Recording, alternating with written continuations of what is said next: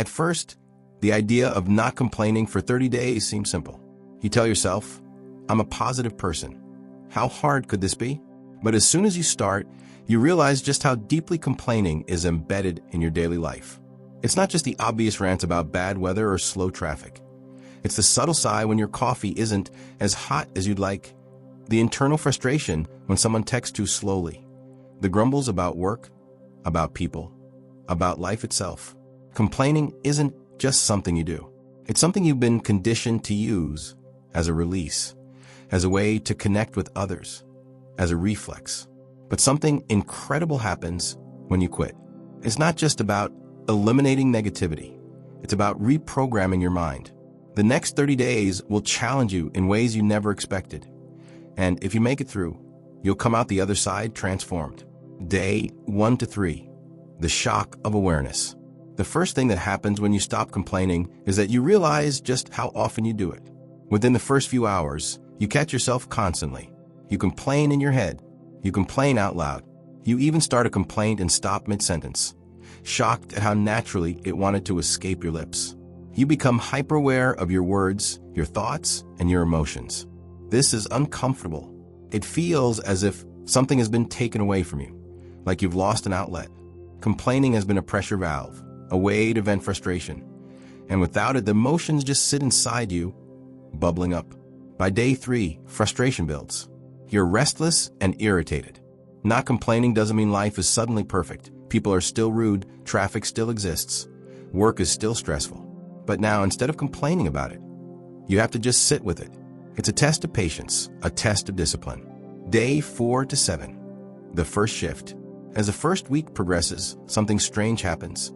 You begin to see your own patterns. You realize that many complaints come from the same sources: a certain person, a certain task, a certain situation. It's like uncovering the blueprint of your frustrations. You also begin to notice how much others complain. Suddenly, you're hyper-aware of negativity. You hear it in conversations, in social media posts, in casual remarks. You realize how often people bond over shared complaints. It's almost unsettling how normal it is. Your mood is still unstable. Some moments you feel good about the challenge. Other times you feel like bursting. But a tiny change is starting. You're beginning to ask yourself, if I'm not allowed to complain, what can I do? That question plants a seed. Week 2, replacing complaints with action. By the second week, something incredible begins. You start seeking solutions instead of just voicing problems. Without the option to complain, your brain automatically starts looking for ways to fix things. Instead of complaining that you're tired, you think, maybe I should go to bed earlier. Instead of ranting about slow service at a restaurant, you think, it's okay, I have time to slow down. Instead of grumbling about work stress, you ask, how can I make this task easier? You start feeling less like a victim and more in control. Complaining, you realize, made you passive. It was just verbalizing frustrations without action. But now, without that outlet, your brain has to do something about it. Your emotions are still shifting. Some days, you feel lighter, as if negativity has less power over you. Other days, you feel irritated that you have to suppress the urge to vent. But deep down, you sense something is changing. Week 3, the energy shift. By the third week, you feel a major shift in your energy. Without constant complaints weighing you down, you feel lighter, freer, and more present. You notice your conversations changing. Since you no longer complain, your interactions with others take on a different tone. You talk about ideas, solutions, positive experiences instead of problems and frustrations. Some people are drawn to your energy, enjoying the calm, positive presence you bring. Others, still addicted to complaining, feel almost uncomfortable around you. You also start feeling more grateful. Since you aren't focusing on what's wrong, your mind starts naturally noticing what's right. You appreciate small things more: the warmth of the sun, the kindness of a stranger, the simple pleasure of a good meal. Gratitude starts replacing frustration, and you didn't even force it. It's happening naturally. By now, the idea of choosing your reactions feels powerful. You realize that situations don't change. Your mindset does. Week 4, a new version of you. By the final week, the transformation is undeniable. You feel like a different person. Your thoughts have rewired. Complaining doesn't feel natural anymore. You automatically focus on solutions, gratitude, and perspective rather than frustration. It's not that you're ignoring problems. It's that you approach them differently.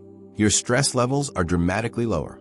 You used to carry negativity in small way, rushing through tasks with frustration, sighing at small inconveniences, letting minor annoyances build up.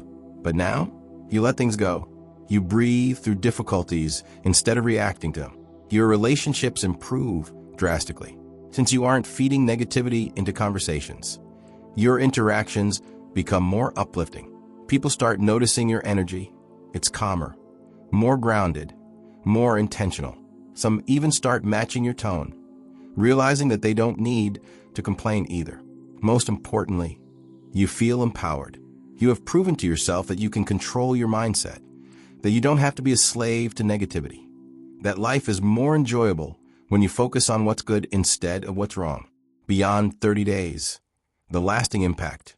Now that you've made it through 30 days, the biggest realization hits. You don't want to go back. Complaining feels foreign, unnecessary, even exhausting when you hear others do it. You now see negativity for what it is, a habit, not a necessity. You've built resilience. Instead of complaining when life gets hard, you now adapt, problem solve, and stay grounded. You've built a stronger mind, a calmer presence, and a deeper appreciation for life itself. And the best part? You didn't just stop complaining. You transformed your entire outlook on life.